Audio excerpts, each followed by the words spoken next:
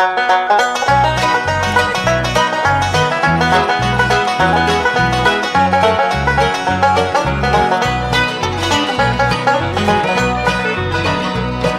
using my Bible for a road map. In commandments they tell me what to do.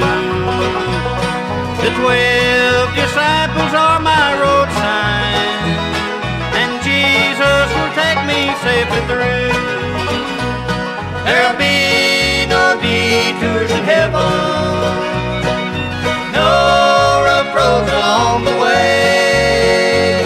I'm using my Bible for a road map. My last love is heaven some sweet day. Well, welcome to the Presbycast.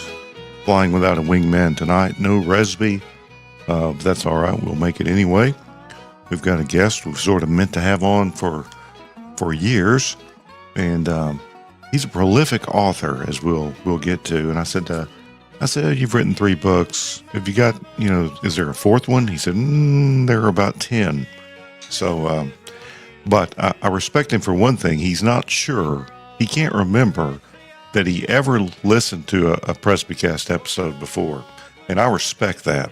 That tells me he's got a life and a church and taste and erudition and all those other things. But he's an OPC minister, and that's just exactly what you would expect. And it may be that he and Harrison Perkins have never been seen in the same room at the same time, but I don't know about that. We've had Harrison on a lot lately, and y'all are in the same part of the country, same hair color. I'm sure he's taller. He's a pretty tall guy, right? He would like to think he's taller. That's yeah, right. He claims that he's tall. Yes, Mm-hmm. He told me how tall he was, and I wasn't sure. I believed it. To clarify, Brad, it's not that I can't remember if I've ever listened. It's like I can't remember the last time that I listened. That's just as good. Believe me, that is not a problem. But I warned him about the music, so that's some good old OP music there, right? I mean, doesn't that make that just? I felt right at home.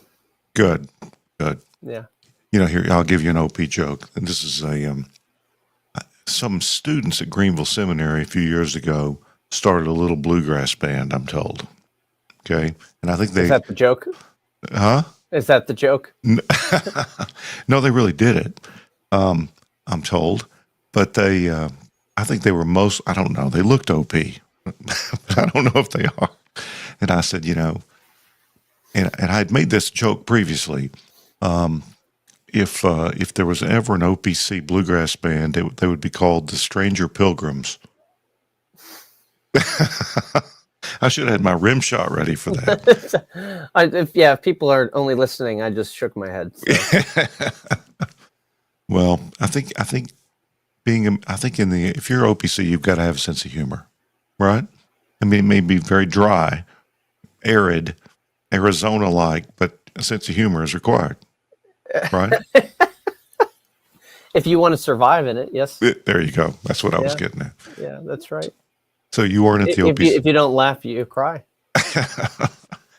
Well, we all cry a little bit. To quote the Big Lebowski, strong men also cry. And that's for Daryl Hart, your OPC brother. Are your OP connections only in Michigan? Because you got all the Michiganders mentioned so far. Oh no, Chris Drew. He does our walking through Westminster series, which we haven't had in a while. We need to have one. Chris Drew and there with sort of the Minnesota North Dakota line. Yeah. And no, we've got more. Well, I'm glad to represent them tonight for you. Well, I'm sure they're glad to be represented for now until they listen to it. Until they listen, that's right. So you're a minister at Community Presbyterian Church. That's is that right? right? That's in right. Kalamazoo, which is a real name. Some people think it's just I probably, when I used to watch Looney Tunes as a kid, I didn't think there was probably a real place called Albuquerque that Bugs Bunny was always headed to. Mm-hmm. Right. And taking wrong turns on the way to, and I probably thought Kalamazoo wasn't a real place either.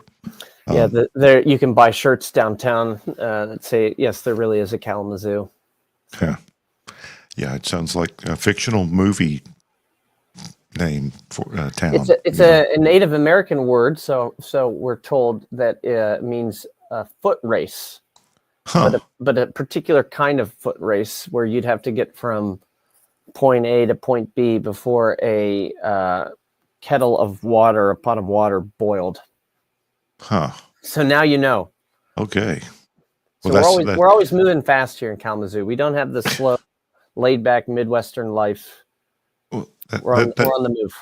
the pot of boiling water is a primitive stopwatch. If I've ever heard of one. Yeah. Well, it's good to have you with us again. And thank you for having me. Is this your first pastorate, second, third? I mean, we always ask people about their authentically broken faith journey, and we ask people to tell us as much or as little as they want to. So, briefly, tell us how you got to where you are. You don't have to give highways or anything like that, or what kind of car you drive. Yeah. Well, I was born and raised in the OPC, so raised in a Christian home then, and I was not planning on going into the ministry, although my family was quite involved in the church, and I always appreciated the church and church life. But when I was at university, at Temple University, Philadelphia, I was there studying filmmaking for a time, and then I realized that wasn't going to work out, and I kind of was floating for a little bit in terms of my major and future. But while attending 10th Presbyterian Church there, I was able to get into, by the suggestion of some people on staff and some of the pastors there, they said, you should try, or you should apply for one of our pastoral internships, because we think maybe you might have ministry in your future. And I had never considered it before that they suggested that, but since I had no idea what I was going to do, I thought, why not? And it turned out that I really enjoyed, leading Bible studies and meeting with people and all the rest. So I went from graduating there to seminary out in Westminster, out west, and then graduated from West Cal in 2017. And had received already in my last semester, the call to come here in Kalamazoo. So this is my first charge. I had the internship that was mentioned and a couple others along the way. One was sort of like a quasi stated supply. Well, it wasn't really quasi, but it was a vacancy that for about a year and a half, I was the sole preacher. So that was a good experience. But yeah, so going on 8 years in Kalamazoo now. And so your tenure so far in your first pastorate is longer than the average, than most ministers stay at any one church in their career. Now there are some. Is that so? I don't know what's the average. There's a lot of turnover. I think maybe in the PCA it's 5 years, 4 years, something like that. And I know there's some turnover in the OPC too. I mean, I hear about it. So well, that's impressive, and that's a good way to learn. But somehow, for someone who's been graduated from seminary for 8 years, you've written 10 books. So I'm sure we have a lot of young pastors who listen to the show, and a couple, that have in the last 2 or 3 years have published their own books. But 10 and 8 years, you got any tips and hacks for the young men? Plagiarize a lot. ChatGPT can turn out kidding. Books. He's kidding. I'm kidding. I've always loved writing, and that when I was in elementary school and junior high, I wanted to be an author. Before I wanted to be a filmmaker, I wanted to be an author, and so I did study writing in college also. So I have a minor in writing, English and writing, and it's just something that's comes naturally to me. To answer the question of sort of the volume that I put out, I think even a lot of guys who really want to write, they just can't write, or it's laborious to them. It's painful. And some of the best books we have by Christian authors or theologians, they might only have written one or two in their career, and it's not because they didn't have a lot to say. But it's because that effort of writing was difficult. So they worked on one book for 5 years kind of thing. And that's fine. That's people don't all have the same gifts, and that's part of the beauty of being part of the body of Christ. So it's just something that comes easily to me and something that I love doing, and it's a good way for me to process what I'm thinking, what I'm working through. And so, yeah, the Lord's just been really kind in giving then not just the desire and not only the ability, but the avenues, opportunities, publishers who are interested, and people reaching out to me and asking me to contribute to things and write for things. I also love writing, for blogs and stuff for Modern Reformation and Ligonier and Ref 21 and that kind of stuff. So it's just something I try to always be doing, keeping that sharp. Well, it may come easily to you, but it's still really hard work, I think. I mean, it's work. Yeah, for sure. It's work. Yeah. I mean, I'm doing a lot of Substack, so I'm writing 2,000 or 3,000 words a week, and that's hard. Yeah. Except sometimes, if you know the subject matter well, it can be pretty easy. But I'll publish a Substack, and then I go back and I'll immediately edit it a little bit, and then a little more and a little more. Yeah. So there are multiple versions. The reader can't tell, but nothing's ever finished when you're writing. Yeah. It's like, yeah. Even if it's published, there's always hopefully there's a second printing, and you get to fix all the mistakes you found in the first one. Yeah, and your friends are texting you a typo on page 231. Yep. Yeah. You didn't really mean to say that, did you? That's a good one. Yeah. Yeah. I've gotten phone calls like that. Now, of the books you've written, how many you decided I'm going to write this book about this, and how many were a publisher or an editor or somebody saying you're going to write a book about this? Well, almost all would be the former, something that I'm passionate about or an idea that I have. Jason Halopoulos reached out and asked if I would contribute to his series, The Blessings of the Faith. But even there, he had kind of a list of topics I could choose from. And I asked if I could write on church membership, and he was agreeable to that. And then I have my latest book. It's not out yet. Comes out in May sometime, and that is a book with Christian Focus Publications, and they have a series with our Reformed Youth Ministries called Track. And it's these little paperbacks for high school or college students, and they have dozens of them, and they will if they don't already have dozens, but they have a lot. And they asked me to contribute to that. And again, it was kind of open, like we have different topics, and I asked if I could write on the church. So clearly ecclesiology is something I'm interested in, writing about worship, liturgics, and church membership, and what is the church. So, apart from those, other times publishers might come and say, do you have an idea? We're open to hearing an idea. And then you say, yes, I do have this idea. And they say, and we're not interested in that. So it doesn't always work out. But okay, I got to ask, who are your favorite non-Christian writers, or writers of non-Christian books, whether novels or?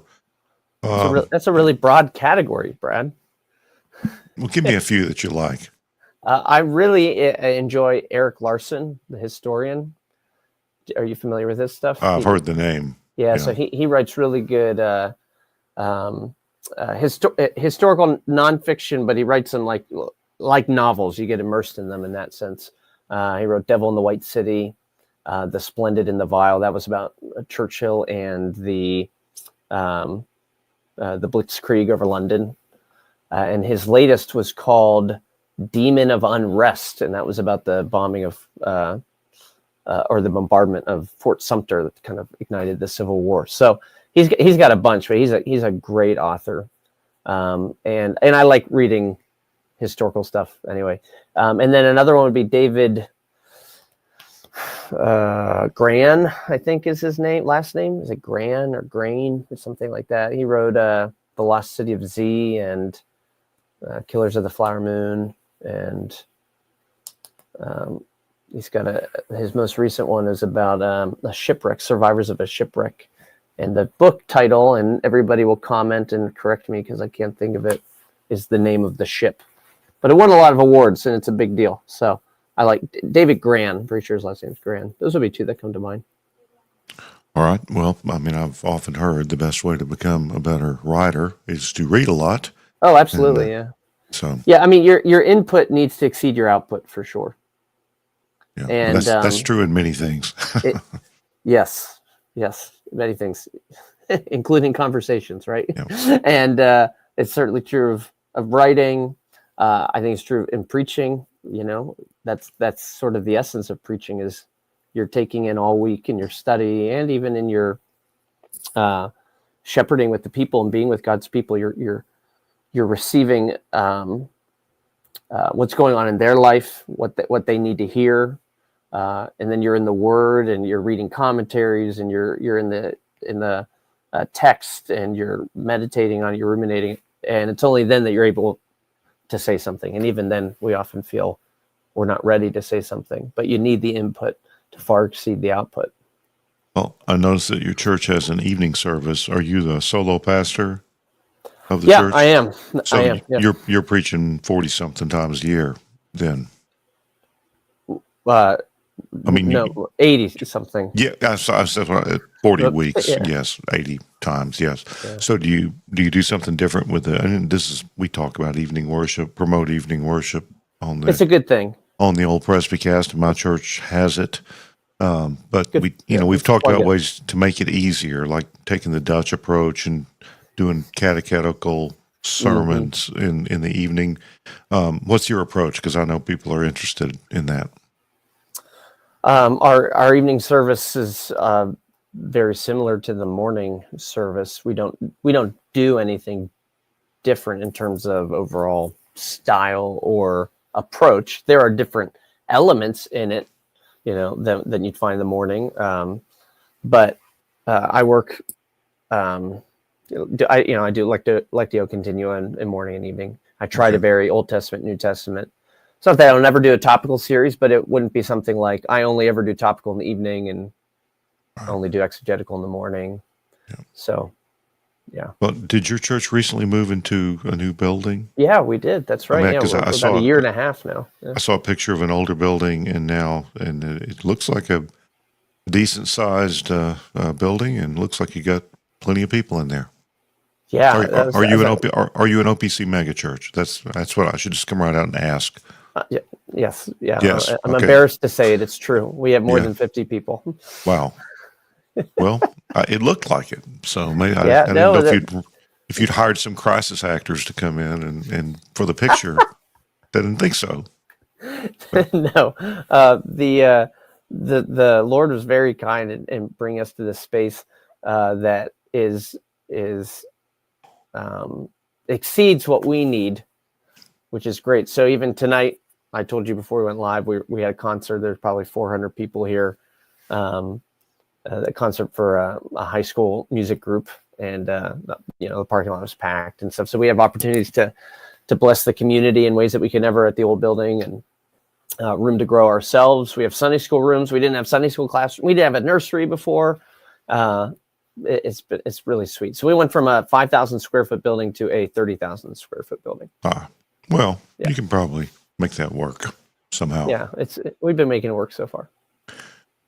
All right. Well, two books, the one that's coming out soon and one that I'm just very interested in because of the title, because we've addressed the subject many times, and we'll get to that second.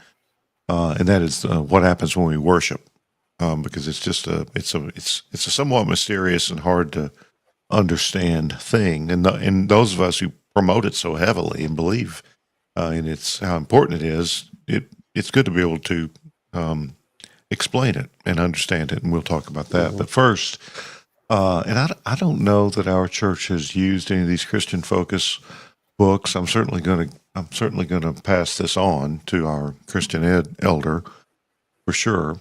But a Student's Guide to the Church, so our guide to church, and that's from Christian Focus, coming out soon. You said Harrison and I, we never were seen in the same room, but we have been seen in the same series. So okay, this is, and I like the cover. That's Harrison's. I like the cover design, and yours is better because it's purple, not pink, I think. So No, Get that we're both pink. They're the We're same. both pink. Okay. Yeah. Well, the So young people. each color is a particular theme. So the pink ones are doctrinal books, and then they have blue ones that are practical or something like that. So the colors do mean something. And yeah, my book has, I don't have mine, so on the other side of the room, but it has Playmobil sheep on it. So there you go. Yeah, and it's kind of cool. I like the cover a lot. So, if someone were going to use, I want to ask this before I forget. If someone were going to use this for a youth Sunday school class, how many weeks would they? How many weeks do you think they would get out of it? I mean, is it a week per chapter, or is it? Yeah, it would be. I mean, I'll speak for my book, but yeah, the idea would be each one of the chapters is a self-contained lesson that you could, I suppose, you could just sit down and read it aloud, or take turns with the class reading paragraph by paragraph. They are short, so they're each like 2,000, 3,000 words. But better would probably be for the class to read it beforehand, and then a leader to come and have some things he wants to drop from. And there are questions after each chapter, things for further discussion. So it's meant to be used in that way, or at least it's meant to stimulate further discussion or thought, whether that's with a group or an individual.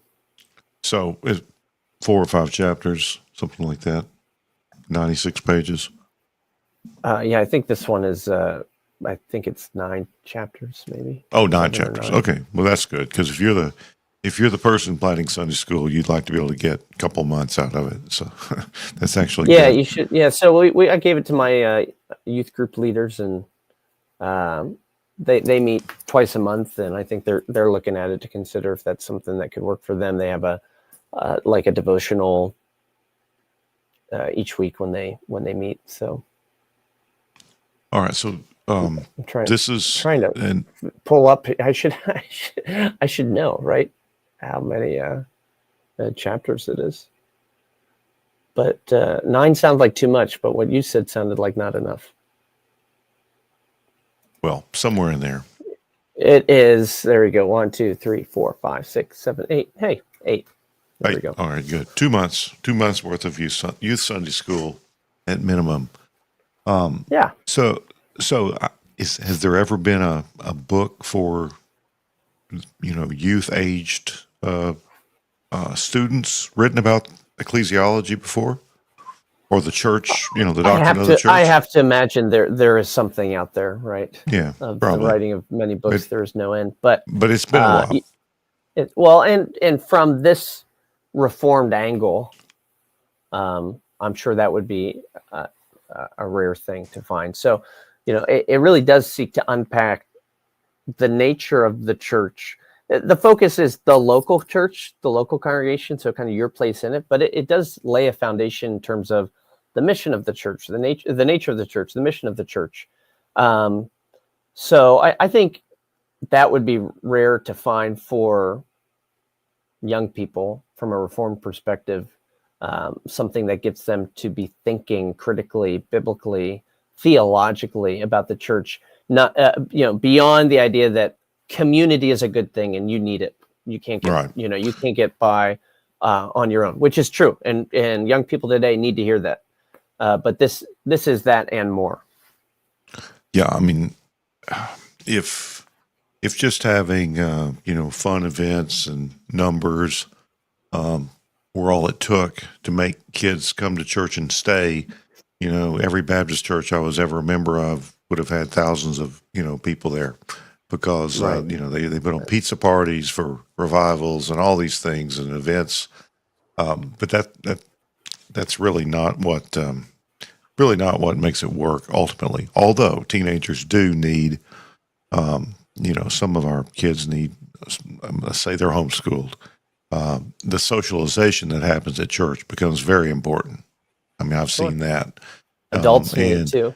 Right, certainly. And then, socially, maybe, teenagers are always going through something. Being around others can be very helpful. But I'm guessing one of your motivations was to help the young people develop a commitment to the church, so that when they leave that church or that area, or go off to college or When they grow up, move right? Yeah. somewhere else, they seek the church out again. So Absolutely, yeah. surely that was it. So Well, one of the things that made me passionate about writing on this subject was the church came alive to me when I was that age. It was actually heading off to college. For a lot of people, that's when they wander. And yet the Lord did a reversal for me that, back home, I was in the church and involved in the church, but I was very much backsliding in my private and personal life. But it was when I went to college that I immediately found a church, got plugged in, 10th Presbyterian, as I mentioned already. And partly that was because I grew up on 10th. Like, my dad was, Boyce was his homeboy kind of thing. And so I always knew about this place in Philadelphia and her PCRT and all these things. And so, my parents said, well, if you go to Temple, you got to go to 10th. I was, okay, sure. And that's where I made immediate friendships and connections. It wasn't with my classmates as much. That actually took a lot longer, but it was with the people my age at church. So that Sunday was the best day of the week for me as a college student. And I think that's probably pretty rare. So I sort of have this passion of wanting other students, as they leave home, to find that same thing, right? To find that actually the church is the most beautiful thing, the best place, the safest place. And it is the highlight of your week. It's not hanging out with your buddies and partying late at night or whatever you're doing in college, not getting immersed in your studies. It's being with God and being with his people in his house on his day. So I try to pitch it like that in the book, like, say, this is what I discovered, and I want you to discover that too. So what topics do you address to try to convince the youth, the students, of the importance of it? I mean, there's information to know. I mean, you help them understand the way we're organized and explain what the ordinary means of grace are and things like that. But how did you go at it? I mean, what was the angle? Well, in the first chapter is called "A Special People," and so I just tried to explain how the definition of the church is those people who are especially loved by the Lord. There's a lot of different ways you can define the church: the visible church, the invisible church, all this. Church triumphant, militant. But just to say, the church is the people of God, and not just that, it's the special people of God. The people of God, the people that belong to God in a special way. Talking about the meaning of church is the called out ones, called out from the world to God, given this status. And looking at 1 Peter 2, that once you were not a people, now you are God's people. Once you had not received mercy, now you've received mercy. So the first chapter just tries to show that the most privileged people in the world are those that God brings into his church. And that's true in a temporal way here in the visible church. The greatest blessings in all of life are to be found here. It's supremely true of those who belong to the invisible church. There is no one more privileged than the elect, who will spend eternity with God. So now, did you anticipate any kind of how would you answer egalitarian pushback on that? Well, that doesn't sound fair. It doesn't sound, that will hit the exclusivity of it all, would rub some the wrong way, probably. I mean, there are young people who pick up, even, I don't know, I think sometimes it's just because you're 16 or 17 that you may be homeschooled and classically schooled and all these things, but there still is it's in the air, egalitarianism. That's a great, our parents kind of saw the beginning of it, and it didn't really affect them, but it's everywhere now. Yeah, I wouldn't say that I addressed that head on in the book. I try to keep things positive. And though the very last chapter of the book is sort of like answers to common objections. It's the last chapter is sort of, okay, if all of these things are true, Jonathan, that you've told me in this book, that the church is the prized possession of God, that it has this cosmic mission. That's the second chapter. We can talk about that. The way I sort of went at the angle of the mission of the church, and we're called to do all these wonderful things, and you get the sacraments, and those are great blessings, and you get to serve, and that's a great blessing. If all that's true, then why is it that the church so often hurts people? That it seems like it's a mess. I was thinking as I wrote it, that would be a common objection of students is I see people hurt by the church. I don't want to be hurt. I don't want anything to do with this. Why would I voluntarily unite myself to other sinners or submit to leaders that I know are fallible, right? So that's where I addressed those kinds of things in the last chapter, and to show how even in the mess, the church is still a marvelous thing. Again, back to the beginning, because it's the people of God, and God is with his people. Something that, not just teens and students, but adults, we need to learn is that, as backwards as it sounds, the only place you can go to be healed from the hurt that the church can cause is the church, because that's where Jesus is. And Jesus promises us to give us rest and to bind up the brokenhearted. So when you remove yourself from the church, you might not realize what exactly you're removing yourself from. It's a lot more than just the church, just that group of people. Jesus is there among those people. And so an encouragement that even with all the sin, with all the hypocrisy, to remind young people it's still the place to be. Yeah, as I get older, I realize the importance of faith in everything. And I was writing about images today, and I said, we have to have faith to believe that it's best not to have images of God, and that they're not good for us. I mean, it doesn't make any sense, but he said we're supposed to live by faith and not by sight, which is a nice little pun when you're talking about the second commandment. But you have to believe what God says about the church, because the evidence is not always on the church's compelling, side, right? Yeah, exactly. Yeah. But the other thing, of course, faith is involved with everything, but our doctrine of total depravity is truly foundational, because C.S. Lewis wrote the book Surprised by Joy.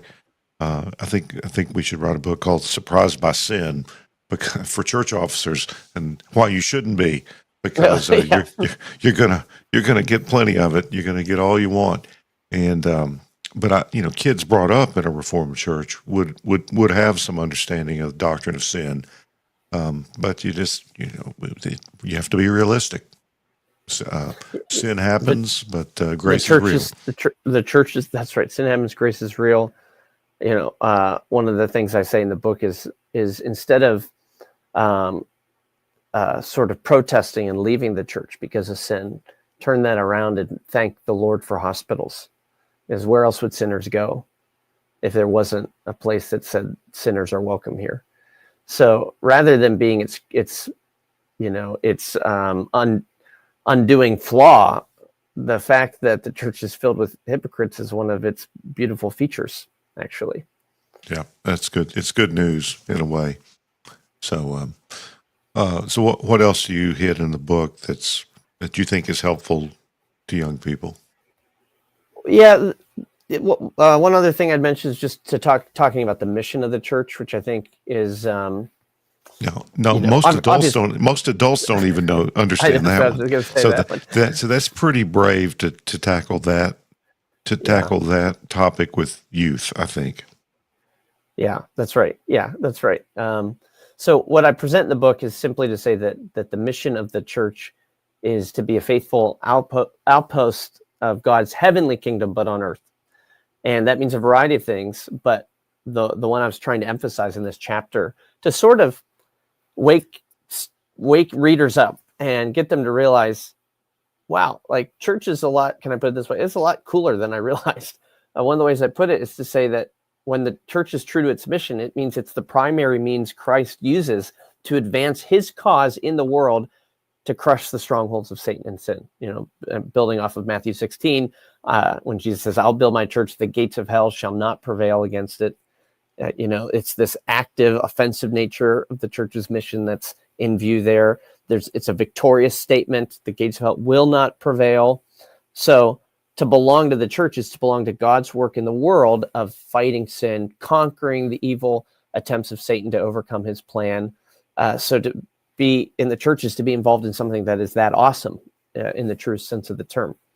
Now, I then unpack that because I think a lot of churches would agree on that part. And then now, how do you go about doing that? Right? We would have some diverging views at that point. Well, we build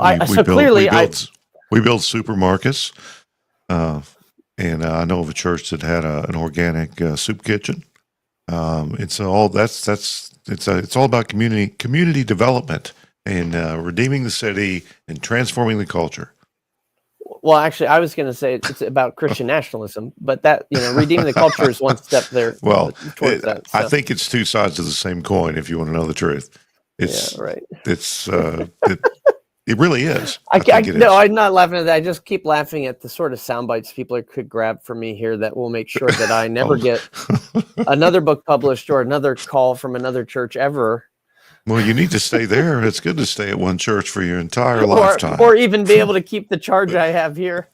Yeah, well, just say, hey, I work cheap, keep me, I'm young, the healthcare costs are low.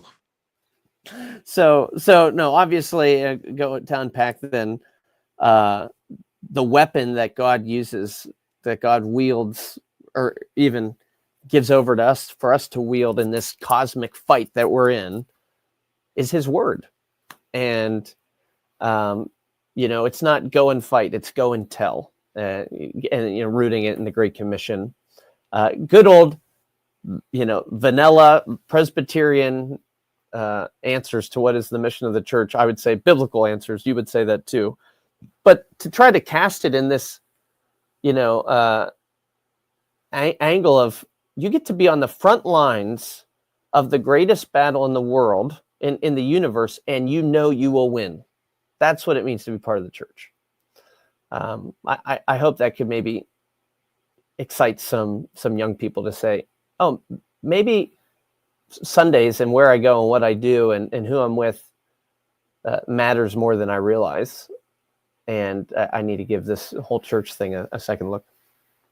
But if you emphasize the spiritual nature of the mission, is that not exciting enough? I mean, do you talk about the spirituality of the church? Yeah, right. Yeah. But I'm saying that is exciting. Okay. Taking it at this cosmic I agree, level. but right. Yeah. It might be a hard sell in some quarters. But no, that's cool. Yeah, well, and which was the mission of that chapter, right? Is bring this to life to the readers, and I hope it will do that. I pray it will do that. Yeah. To say that something is spiritual does not mean it's less real. Right. In one sense, it's realer. There's something amazing taking place that our eyes can't see, but God still brings us into, and we're meant to be faithful in that calling. And the church is the primary place we do that. Yeah, there's the old 19th century book, Stuart Robertson, The Church of Christ, an Essential Element of the Gospel. Yeah. Which, yeah. I mean, it doesn't mean it's, you could take that word element, essential element, wrong, but it's a benefit of it. And there's no, there's just no Christian life apart from the church, hardly. I mean, ordinarily, No, I like that statement. I like it. Ordinarily, without it, you're not going to be saved and preserved. It just doesn't work. I don't hear Stuart Robertson quotes too often, references too often. Nice. That's great. Oh yeah. Well, I like the title, and then I picked a few things from it. But his stuff on the church, I think, is very good. Yeah, my senior pastor he's a historian of the Southern Presbyterian, so believe me, I get a lot. I only heard of him because I took an ecclesiology class with Craig Troxel, and he assigned. Oh, okay. Yeah. Maybe a couple other essays by him as well. So. Yeah. So anything else about the church? I mean, do you get into government and the benefits? I mean, I guess I've done it with youth a little, but with new members, I often teach 1 or 2 sessions of the new members class, and I make a lot of the benefits of Presbyterianism for church members, the rights that they have, and the benefits for them. Do you get into that at all? I mean, ecclesiology for teens. I mean, is that even possible? I mean, that's the book, right? Ecclesiology for teens. So there's a chapter on godly government, and I was writing that as the election was underway, and I was getting a text message every 5 seconds telling me to vote, and I was getting pretty fed up with government, and I had to remember that government is ordained by God in the civil sphere and in the ecclesiastical sphere for our good. Government's a good thing, even though it's really annoying me right now. So again, trying to present that as a good thing. So I give just basic overview of the role of elders and deacons, but what I try to hammer home for the readers is that pastors, elders, deacons are actually representatives of Jesus to the church on earth, right? Pastors showcase Christ in his office as prophet, as teachers, and elders as Christ as king in their rule, and deacons Christ as priest in his ministry of mercy.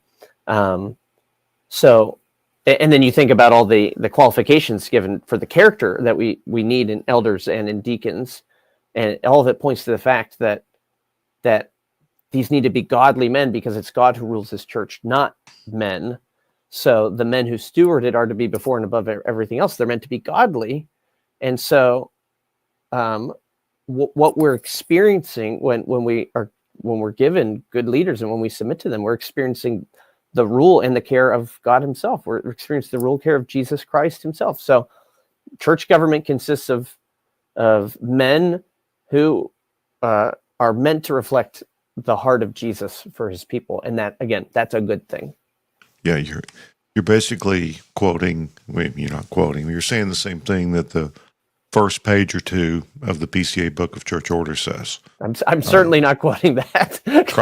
Christ the King and Head of the Church. It's fantastic. I tell people you could read the first couple of pages in the preface. You could read it devotionally. It's just tremendous.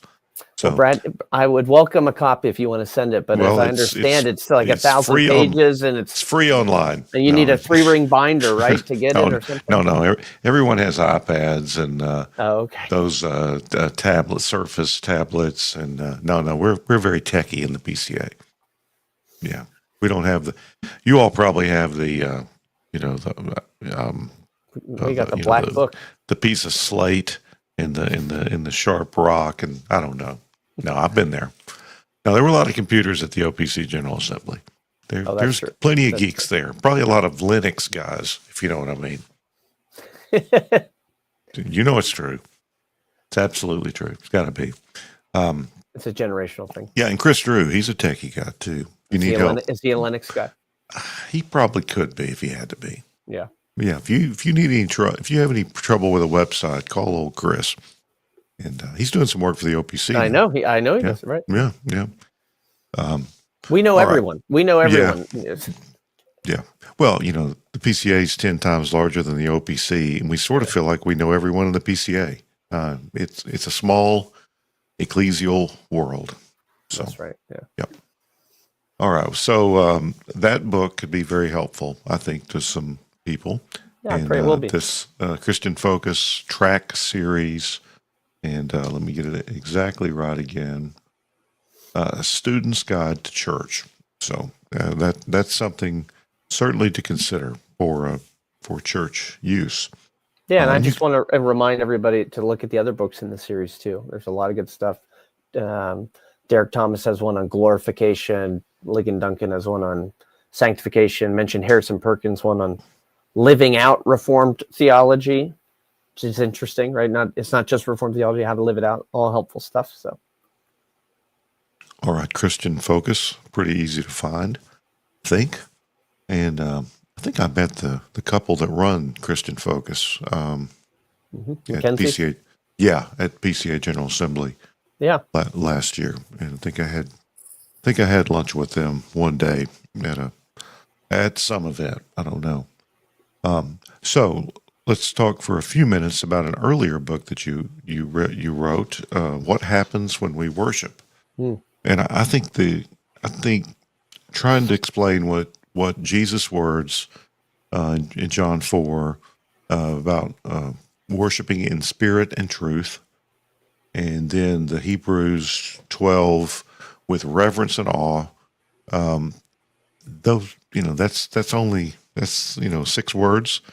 You could distill it down to that, but you could spend your lifetime trying to figure out exactly what that means and how to do it. So I gather you applied some months or years to the question. So we say, I mean, it's very stylish now in the PCA to talk about the ordinary means of grace. It's really shorthand for confessionalist church. It's almost shorthand for churches with evening worship, if you want to know the truth. There was a study done a couple of years ago. There's probably only, I think it was 12 or 15%. Could have been less than that, but that's the number I'm remembering. Well, around 12% of PCA churches have an evening worship service. I'm guessing the OPC is probably inverted from that. Yes, north of 70%, I would think. But we talk about the ordinary means of grace all the time, and we explain it. We certainly do it at my church. But I sometimes think that ordinary means of grace is going to become a meaningless phrase. So I know you probably talk about that some in your students' book, but it had to be connected in some ways with the worship book. But give us your if you're in New York at you're in an elevator, tallest building in the world, and it's not like a 2-minute elevator pitch you have to give, but say a 10 or 15-minute pitch on this slow-moving elevator to the 134th floor.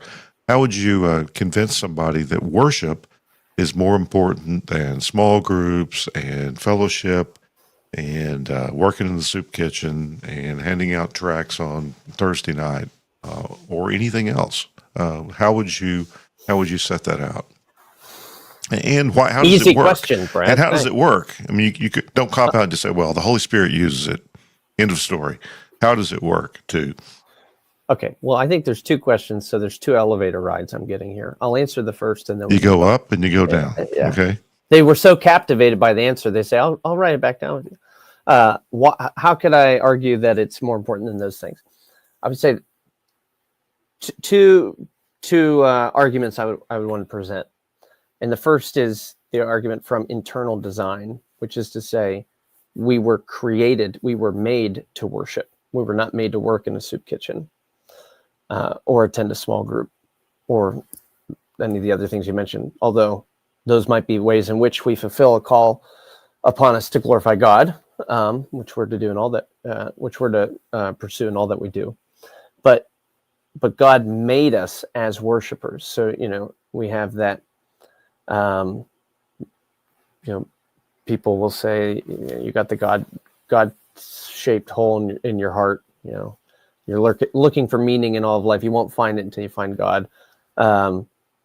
Calvin talks about the sensus divinitatis, right? This idea that there is the seed of religion in all men because they're made in God's image. And wherever you go on earth, you will find worshipers. They might not be worshiping the one true God, but they will be worshiping because they were made to do it.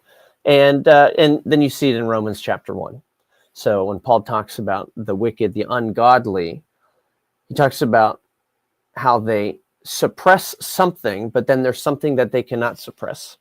So they suppress the truth in unrighteousness, in that they worship the creature rather than the creator. So they don't suppress worship. Worship is unsuppressed. You have to worship. You will worship. You can suppress the truth of who you ought to worship, but you will worship because we were made to do that. We're made as reflective beings. We will. The Psalm 115 talks about becoming like the idols that we worship. But Paul will speak in 2 Corinthians 3 of becoming like the Lord of glory that we worship, transform from one degree of glory to the next. We need to do this, and we know it, so we seek out things to worship. So that's the first argument, why it's more important, because there's something inside of us that says we have to do it, and God put that there. The second argument, after internal design, in the book I talk about the argument from eternal destiny, and we can say that worship is the supreme activity here on earth because it's what we will be doing in glory for eternity, beholding the face of God in Jesus Christ and worshiping him, which again is not true of any of those things that you mentioned. They will all pass away and they will all fade away. Worship will not. And Piper has a really good line on that in his book on missions. Missions exist because worship doesn't. But missions will not exist on into eternity. Discipleship will not exist on into eternity. But worship will exist on into eternity. So why should you care about worship, and why should you engage in worship? Why is it the most important thing you'll do? Because it's the one thing we're told so clearly in Scripture we'll be doing forever. But so that would be how I'd answer that question. I think it is very little understood. In growing up as a Baptist, you had two halves of the service. You had the singing and the preaching. Yeah. And if someone talked about worship, I think they probably thought about the first half of the service. They didn't understand that they were worshiping while they were conscionably hearing the sermon. Or we didn't do a lot of confession of faith or confession of sin or any of those worship things. has become synonymous with music. Right, and it's certainly that in the megachurch.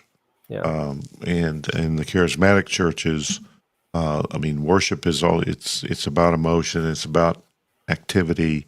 Yeah, I don't know. I push back a little bit, Brad. It's still in our churches too. You'll still find staff. Oh yeah, staff people in our circles that their title is worship leader, and they're not talking about the pastor. They're talking about the person who does the music. Oh yeah. No, there's no doubt. Yeah. Or they'll say things like, you're there's some event of the church. We're gonna have a little time of worship, and then we're gonna have a study. And what they mean is music. Yeah, and we can. It's Lloyd Jones talked about it was a Welsh concept. There's a Welsh word for it: the devil in the singing, because singing was such a big deal in Welsh culture. They had male choirs, and each little village or church had a choir, and they would compete and they would get together and see who was the best and all that. And of course, Tom Jones, the Welsh tenor, the Welsh baritone singers. It was a big deal. And he knew that for some people, the music was the most important part of church. It was that way when I was a Baptist. There were people who would sing in the choir and leave before the sermon. Yep. Again, head to the store. I started to say Sam's, but I don't think Sam's is open on Sunday. But I remember when the first Sunday I visited PCA Church, of which I'm now an officer. I've been there for over 20 years, 21 years or more. And when I shook the pastor's hand as I was leaving, he said, "It's good to worship with you today." I don't think you would hear that. You wouldn't have heard it in the Baptist churches I grew up in. To say, "I'm glad you came to church," but to say, "It's good to worship with you today," was notable. I mean, it was different, and it stood out. So, I think in our church, I think our people get it, and they understand that worship is the most important thing that we do. But we've still got a lot of work to do on that, even in the Reformed and NAPARC world. I worry about our megachurch neighbors. I don't think Christian worship is happening in a lot of those churches. And we should be really concerned about that, I think. I don't know how we address it. I mean, we can be a presence. Sometimes I almost think we need some offensive action, but I don't know what that would be.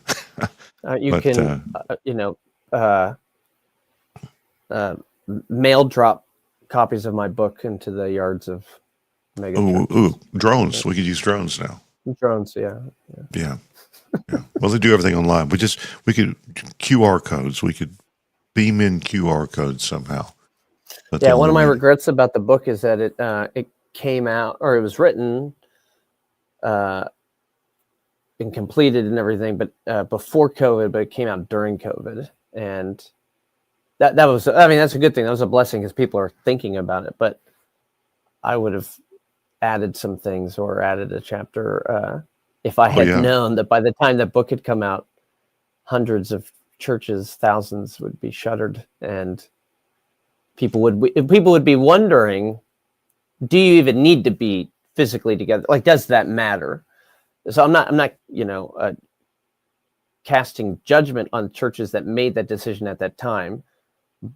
My point is simply to say there were then questions that people were asking about worship that this book doesn't directly address. And if I had, if I had waited a month before I sent the manuscript in, this major pandemic happened, maybe I should add a chapter about this so people can think about it more carefully and critically. I haven't gone back to listen because it would be painful for more than one reason. One, because it's this show, but also because you're probably a psycho if you like to listen to yourself talk. And I try not to be that, or narcissist, or sociopath. I don't know what the word would be. Wouldn't be good. But we did a lot of shows during COVID, and I think we were pretty much on top of it. And I know we said in the first weeks, and if you've spent any time in evangelicalism, you should have seen this. And we just said, there's a fair percentage of evangelicals and mainliners that aren't coming back. If we shut the church down for a couple of months, 3 or 4 months, they're going to find out they don't need it. It never really meant that much to them, and they're not coming back. And I'm not sure the percentages were as great as I expected, but it certainly happened. It had to happen. It's just you having the opportunity not to have to show up for weeks or months on end was going to be the end for some people. Right? They fill that void with something else, right? Yeah, or just find out. I can watch it on a screen. I can do these other things. Our church had the blessed reverse of that happen. I know a lot of other churches were the same. Is that when we did open back up, there were more people than when we had shut down because they found us online and they were so desperate for a church that would be open. And we were the first, or there was another church the same week as ours we were the first to open. In terms of churches like ours in the surrounding area. Yeah, that's right. You get a horn for that. Thank you. Yeah. So I can you imagine what Machen would have said to a government that told him he couldn't have church service? I mean, it would have been in the paper. He wrote letters to the editor about jaywalking laws, and every time we're at PCA General Assembly, at one point I will jaywalk and yell "jaywalk formation," and I think there are more people who get it now than used to. But yeah, I always try to do that. I think once I almost ran into Kevin DeYoung was out jogging at about the time I did that, but he's way too concerned about fitness, so it's a little offensive to normal people like us. But yeah. So worship's important. How does it work? I'm sure you answered this question. Yeah. And you answered the spirit and truth. Is it uppercase spirit, lowercase spirit? You defined exactly what in truth means, and I'm sure you solved it all. So we just There's need no to more get the question. book. There's no more. Yeah, that's right. Yeah. So the book is not a question. It's an answer. It's not what happens when we worship ? But what happens when we worship. So Oh, okay. the idea is that you weren't saying it. I'm just Okay. for the listeners' benefit. Because some people ask me why you're missing the question mark. I'm saying no. This book is the answer for you. Because what it does is it walks through each element of a divine service, from the benediction to the or from the call to worship to the benediction, to say, why do we have that? Why do we do that? What is happening in that moment? What's God teaching us? What's God showing us? And the reason I was compelled to write the book is because I grew up in a church, in the Reformed Church in the OPC, and I had no idea why we did anything that it was just what we did. I never thought about it. It was just the air that I breathed. It was the water we swam in. It was sort of like the two fish. The one says to the other, "Water's nice today," and the other one says, "What's water?" Like I just never thought of it. Even in the OPC, there was someone that didn't have it all. Yeah, even in the OPC, figured out. Unbelievable. And I think I then there were things I never thought about, and then there were things that because I wasn't taught well or wasn't paying attention when that was taught, I presumed. I kind of, I slipped into a Zwinglian memorialist understanding of the Lord's Supper, didn't even realize that, oh, wait, he's here? Like, really? Oh, wait, our confession actually says that? Oh, I didn't know. You know what I mean? So that the audience with, who I had in mind when I wrote the book was unbelievers completely unfamiliar with, or I should say maybe non-reformed, just people who are just like have no idea what in the world we're doing at our Presbyterian Reformed churches. But then also for people who grew up in those Presbyterian Reformed churches and had no idea what we're doing. So so the answer to like what's happening in worship is, yeah, you'd have to read the whole book, because the big picture is we meet with God, and God comes to us not with the guilt of our sin, but with grace in his Son. So he renews his covenant promises to us, and he does that through those ordinary means that we've been alluding to. But then we call it a divine service, and if it really is that, mm-hmm. If it is really God coming to us and doing things for us, we would probably want to be there if we thought that was going to happen. Yeah, I mean, I've heard it said that if you could blow the roof off the church and see into the heavenly places what's happening in Hebrews 12, you'd never fall asleep in church. You'd never arrive late. You'd never leave early. So yeah, that's the major premise of the book is we meet with God. That's the main thing, and trying to get people to fall in love with that idea. But then in that meeting, he is doing different things in a call to worship, in reading of God's law and confessing sin, something distinct is happening there, and hearing an assurance of pardon. In preaching, something is happening in the sacraments, in singing, and even in the benediction. So I give a whole chapter to the benediction. I think a lot of people probably just think that's the pastor saying, and tune in next week, but no, like God's here. The minister is his mouthpiece. The minister is his representative, and he's pronouncing a blessing upon you and giving you. It's so interesting in Numbers. It says that when they give the Aaronic benediction, the instruction for it, he says, "Thus you will place my name upon the people." Like, do you think average church members realize in that moment God is stamping his name on them, on their very selves, to say, "Go out in the world and you're mine, and know that you're mine because I've written my name there," and it happened in the benediction. I think that would change the way I live Monday through Saturday if I realized the Lord had just done that for me. Yeah, this may sound crazy. I don't think it will to you, but I mean, I don't go to many church services that aren't my own, or maybe presbytery services. But what I miss most if I go to an evangelical church, or and I'll sometimes look at a service online of a Reformed church that's not very Reformed, and they do a rolling start.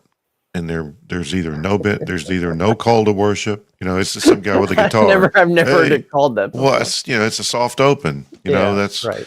and some bro with a guitar and hey, blah blah blah blah. They mumble. That's the singing style. You got to mumble. It's sort of like that. It's sort of like the airline captain. Yeah. Only there's never any Texas accent, which is what all airline captains have. But the soft start, the vague opening to the service, and then no benediction. Yeah. I miss those things more than the preaching and the biblical hymns and psalms and the other elements of the worship service. I mean, I feel like I've been badly shortchanged, and something is wrong.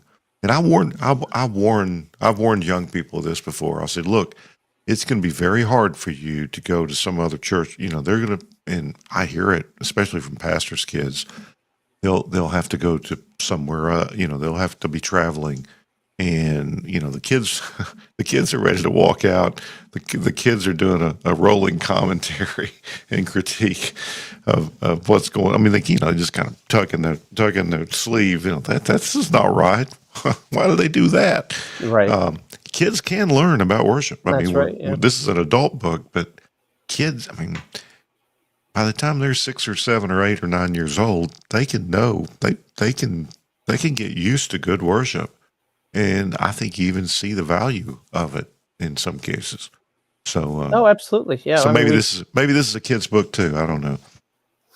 Well, I don't know if it's written for kids, but I think subject matter is certainly important for all. Yeah, it's more relevant. Ages. It's more relevant for all ages than we tend to think. Yeah, our kids aren't just tolerating worship until they get old enough to take it seriously and understand it. They can understand it pretty early on, if if they're immersed in it twice a week, that's you learn through imitation. Like I said, we're reflective creatures, and if that's disrupted, they'll say something. Yeah. Well, many, I don't know. It's not ubiquitous in the PCA, but there are plenty of churches that only have a morning service, and then then you have kids worship, and then you have youth worship, and the age segregated.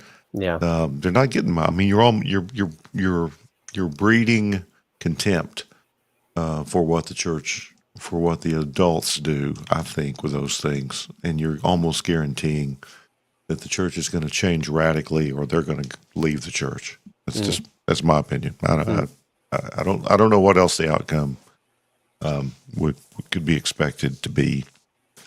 So let's talk about the intangibles, the in spirit and the with reverence and awe part. And did you touch on that anywhere, or have written about it elsewhere or something? Because now I do think music. We talked about music earlier, and I do think one of the ways our worship services can get the attention of an unbeliever or maybe someone from an evangelical background is to walk in and hear the volume of the singing and to see the reverence of the people, because those are, there is an emotion in hearty singing, even if everyone's kind of in unison and no one's going off and yelling and all those sorts of things. No one's running in the aisles. Well, some kids get away and run sometimes, but it's not part of the ecstatic experience or anything. But there are intangibles that can be attractive. I think it's okay for the liturgy to be strange, and for it to all be different, and not every part of it be translated and dumbed down at every point. But there are intangibles, and there are things that I've been in small OP churches, and they sing loudly. I mean, people take the singing seriously. And where do adults go where singing is taken seriously, and they're not sung at? Everybody's singing together. I mean, those are some of the things that you can tell it's scriptum, right? Yeah. Oh, yeah. Yeah. So, so the question is spirit and truth. And reverence and all. Yeah. Those are just it. I think if you're a Reformed church officer, you should be pretty obsessed with the pastoral epistles to try to figure out what in the world your church is supposed to be doing. But you should also, if you're a Christian, that question of reverence and awe, spirit and truth ought to grip you. It ought to concern you at some point. Yeah. Well, I think the truth part is non-controversial. That's the easy one. That's the easy one. I would take spirit, capital S, spirit. It's a heavenly reality now because of the Holy Spirit in us. But it's with the aid of and in accordance with and relying on, especially in consideration of the conversation about a physical locale that Jesus is having with the Samaritan woman at that moment, right? And it lends with what we hear in Hebrews 12, I think. But getting it right isn't everything, and the Bible speaks to that often enough. And that's part of the reverence and awe. I think of Jesus quoting Isaiah, "This people honors me with their lips; their hearts are far from me." So you can go through the motions, and you can have, order of worship that is by the book. Well, you guys don't have one, but we actually have a DPW, and you could have a jab. I was waiting for another buzzer, but okay, there you go. Well, we're trying to get one, but I understand. It's an uphill battle. Yeah, you've been trying since the 70s, but you could have an order of service that looks identical to what the DPW prescribes, and what all the ordinary means of gracers want to see, and all that, and your heart is far from God.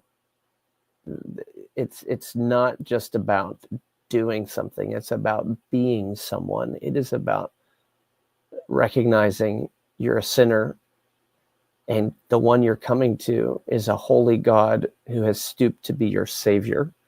There needs to be a posture in worship, and there are multiple postures, if we could say it like that we need to take at the same time.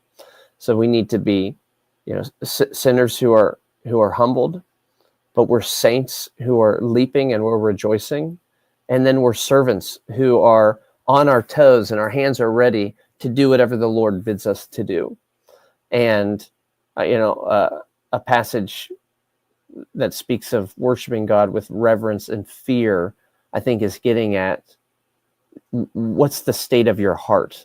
I'm not interested in what the order of service is, what the liturgy is.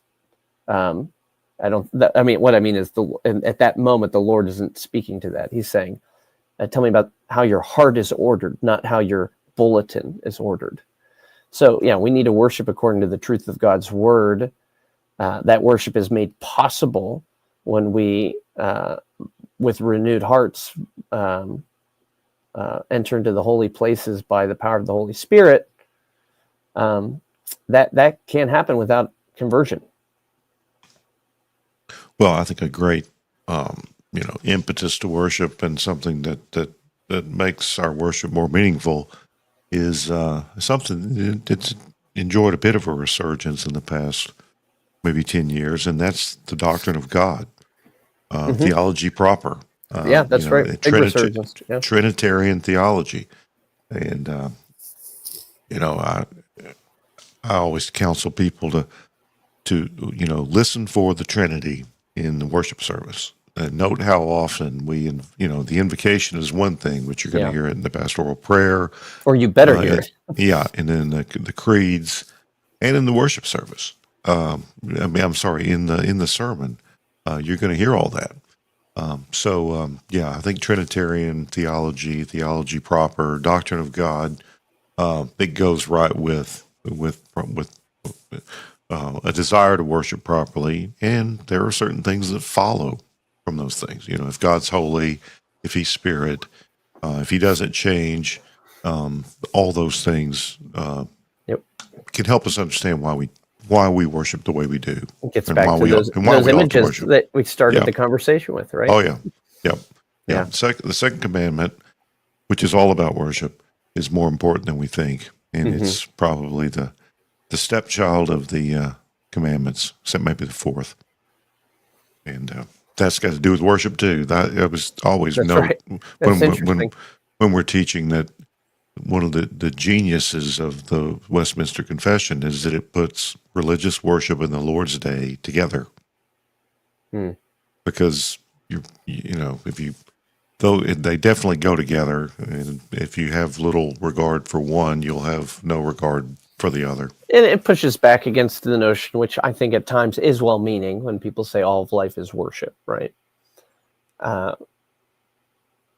not a fan of that statement. Yeah. I'm not very good at life, so that's bad news to me. So I want to say all of life is meant to be worshipful. I think Romans 12 is a clear indication of that there's this worshiping component to our lives. We're living sacrifices. This is our rational. It's a rational. This is your spiritual worship, but really it's logikos. This is your logical, rational service. It makes sense in view of the mercies of God to give yourself up as an act of worship your whole life. Yes, amen.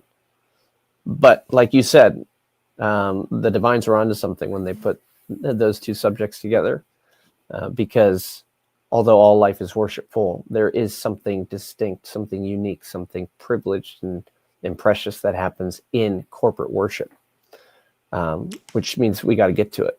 We want to be there. We need to be there. So your book is What Happens When We Worship, not a question. And who's the publisher on that one? That was RHB 2020. Reformation Heritage Books. That's right. Yeah. Yes. So look for that one. Well, anything you want to say that you haven't said, I always like to I always want to say, if there's some other guy in the Reformed world you want to throw under the bus or really, really, really unload on, it's one of the things we're here for. Yeah.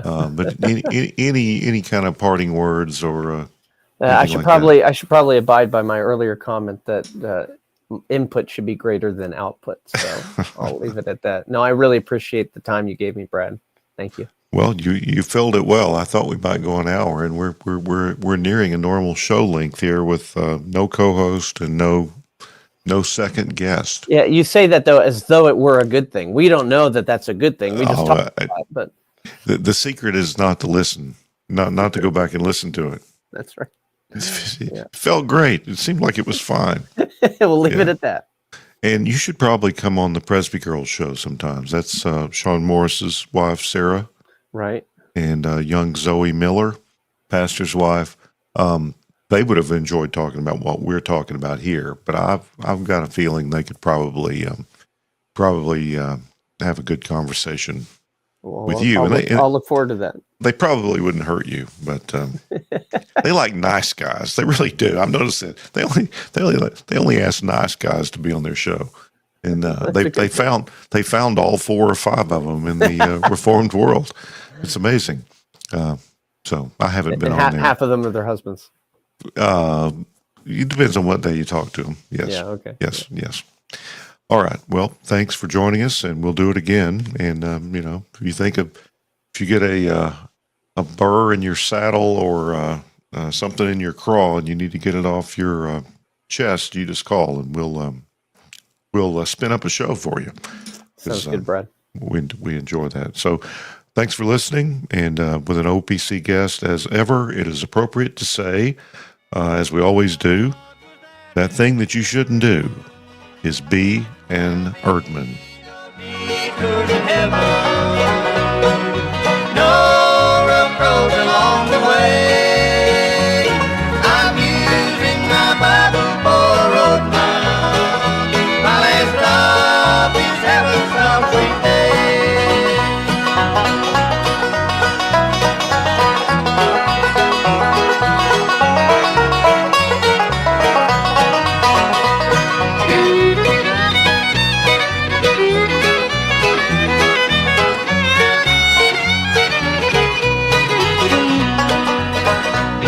There'll be no detours in heaven, no